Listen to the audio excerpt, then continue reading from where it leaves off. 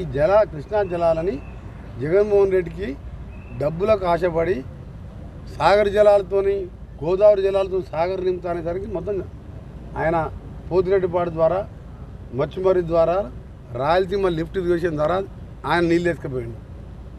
ఇవాళ ఆ నీళ్ళు ఎస్ఎల్బిసి సొరంగా నేను మొదలుపెట్టిన ఒక 2,000 కోట్లు ఇస్తే అయిపోతే ఇవాళ నీళ్ళు కరువు ఉన్నా నీళ్ళు వస్తున్నాయి మాకు. ఆయింటిపాలెం చెరువు నుంచి ఇవాళ కేతపల్లి దాకా వస్తున్నాయి. 2 లక్షల కోట్ల కూలిపోయే కాళేశ్వరం కట్టినోడు దక్షిణ తెలంగాణకి ఎందుకు చేయాలి? పాలమూరు ప్రాజెక్ట్ ఎందుకు కంప్లీట్ చేయాలి?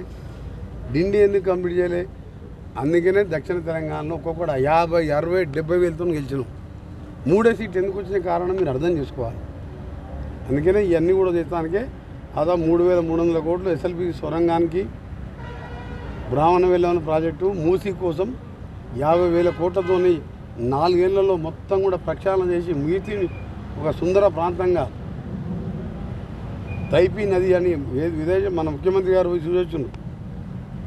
గుజరాత్లో సబర్మతి ఆశ్రమం ఏమన్నా పోతుంది సిటీ మధ్యలో అహ్మదాబాద్లో. ఆ విధంగా డ్రైనేజ్ వ్యవస్థ సపరేట్ చేస్తూ శుద్ధీకరణ చేసే పనులు కూడా 3 నెలల్లో ముఖ్యమంత్రి గారు ఆయన ఛాలెంజ్గా తీసుకున్నాడు.